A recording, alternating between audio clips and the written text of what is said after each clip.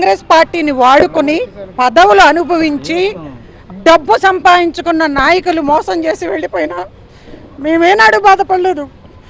అయినా మేమెవరం ప్రాణాలకు లెక్క చేయకుండా మా మీద ఎన్ని తప్పుడు కేసులు పెట్టినా మమ్మల్ని వేధించినా సరే భయపడకుండా కాంగ్రెస్ పార్టీ కోసం కష్టపడిన వాళ్ళం.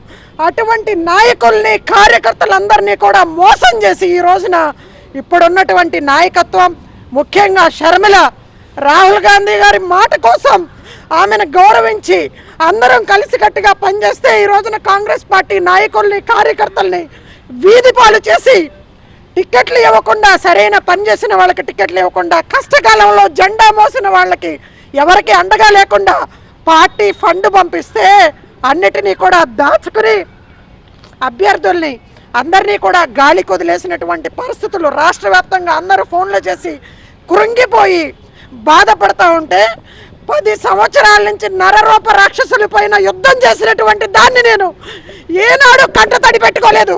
కానీ ఈ రోజున వైఎస్ రాజశేఖర రెడ్డి గారి పేరు చెప్పుకుని రాజశేఖర రెడ్డి కడుపును తప్పబొట్టి కాంగ్రెస్ పార్టీని ద్రోహం చేసి కార్యకర్తలకి నమ్మక ద్రోహం చేసినటువంటి పరిస్థితి చూస్తూ ఉంటే చాలా బాధగా ఉంది. వీళ్ళందరూ ఏం పాపం చేశారు?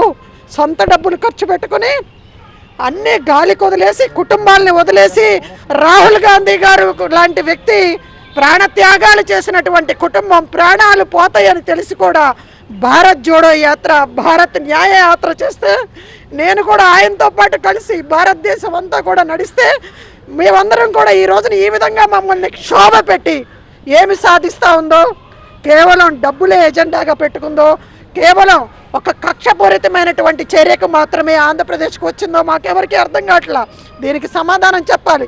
నిజంగా నేను ఈ రోజున చాలా ఉన్నతమైనటువంటి పదవిలో ఉన్నా, నేను ఇన్ఛార్జిగా ఉన్నటువంటి జిల్లాల్లో నా పార్టీ కోసం కష్టపడినటువంటి నాయకులకి, కార్యకర్తలకి నేను న్యాయం చేయలేకపోయాను. ప్రతిరోజు వాళ్ళతో పని చేయించుకున్నాం, కేసులు పెట్టించుకున్నారు. అందరూ కూడా వాళ్ళకి టికెట్లు ఇచ్చే విషయంలో ఎంతమంది పెద్దలతో మాట్లాడినా, షర్మిలతో మాట్లాడినా, మాణిక్యం ఠాకూర్తో మాట్లాడిన, సిడబ్ల్యూసీ మెంబర్లు 5గురు ఉన్నారు.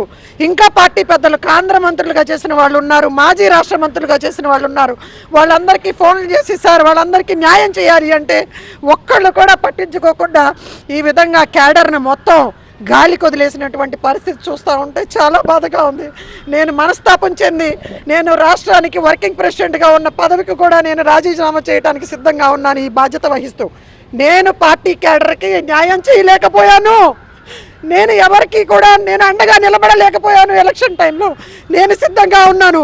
ఇంతమంది కాంగ్రెస్ పార్టీ నాయకులకి, కార్యకర్తలకి ద్రోహం చేసినటువంటి పిసిసి ప్రెసిడెంట్గా వ్యవహరిస్తున్నటువంటి షర్మిల బాధ్యత వహించి రాజీనామా చేయాలని కూడా డిమాండ్ చేస్తూ ఉన్నాం. పార్టీ కార్యకర్త అభ్యర్థులు ఎవరికి కూడా సకాలంలో జెండాలు కానీ మెటీరియల్ కానీ అందించలేదు.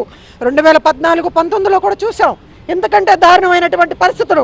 రాహుల్ గాంధీ గారు భారత్ జోడో యాత్ర తర్వాత విపరీతమైన గ్రాఫ్ పెరిగిపోయి ఈ రోజున భారతదేశంలో రాహుల్ గాంధీ గారు ఒక్క మగాడు ధైర్యంగా నరేంద్ర మోడీకి వ్యతిరేకంగా నిలబడితే చాలా గౌరవంగా ప్రతిపక్షంగా, చాలా బలమైనటువంటి ప్రతిపక్షంగా ఈ రోజున ధీటుగా సీట్లు వచ్చినటువంటి సందర్భం చూస్తున్నాం.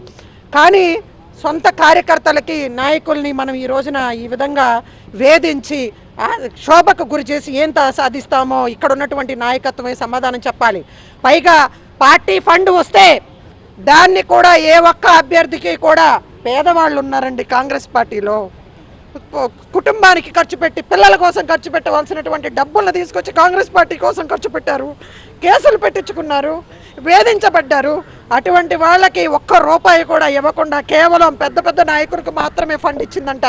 అంటే వాళ్ళు ఢిల్లీ వెళ్ళి ఏమో భజన చేయటం కోసమా, ఎవరు ప్రశ్నించకుండా ఉండటం కోసమా కార్యకర్తలను ఈ విధంగా అన్యాయం చేసి వదిలిపారేసినటువంటి పరిస్థితి చూస్తూ ఉన్నాం. అందుకనే నేను చాలా మానసికంగా చాలా బాధపడతా ఉన్నాను. ఎవరికి చెప్పుకోలేక ఈ రోజున అందరూ వచ్చి రాష్ట్ర వ్యాప్తంగా 2 రోజుల నుంచి కూడా ఇక్కడ మీటింగ్ పెట్టుకుంటామని చెప్పి అందరూ నిర్ణయం తీసుకుంటే టికెట్లప్పుడు స్పందించినటువంటి నాయకులు, పార్టీ ఫండ్ వస్తే పార్టీ క్యాడర్, పార్టీ అభ్యర్థులకి డబ్బులు పంపించడానికి సమాధానం చెప్పినటువంటి వాళ్ళు పార్టీలో ఉన్నటువంటి నాయకులు, కార్యకర్తలు ఇక్కడికి రాకుండా బెదిరిస్తూ ఉన్నారు. నాకు ఫోన్లు వస్తూ ఉన్నాయి, షర్మిల పేరు చెప్పి బెదిరిస్తూ ఉన్నారు. ఏంటి నువ్వు మీటింగ్కి హాజరవుతున్నావంట, అందరూ రమ్మంటే వస్తున్నావంట, నీ అంతు చూస్తామని చెప్పి నాతో పాటు ఉండే ఇద్దరు వ్యక్తులకు ఫోన్ చేసి మీ అంతు చూస్తామని చెప్పి బెదిరిస్తా. ఇవాళ రోజున వైఎస్ షర్మిలారెడ్డి పేరు చెప్పి నన్ను కూడా బెదిరించే పరిస్థితికి దిగజారినటువంటి పరిస్థితులు చూస్తూ ఉన్నాం. కానీ తగ్గేదే లేదు, భయపడలేదు నేను. ఆఫ్టర్ ఆల్ మీరెంత పార్టీ కార్యకర్తలకి నాయకులకి అండగా నిలబడతాను. ఏం జరిగినా సరే దాన్ని ఎదుర్కోవటానికి నేను సిద్ధంగా ఉన్నాను అని చెప్పి మీ ద్వారా తెలియజేస్తా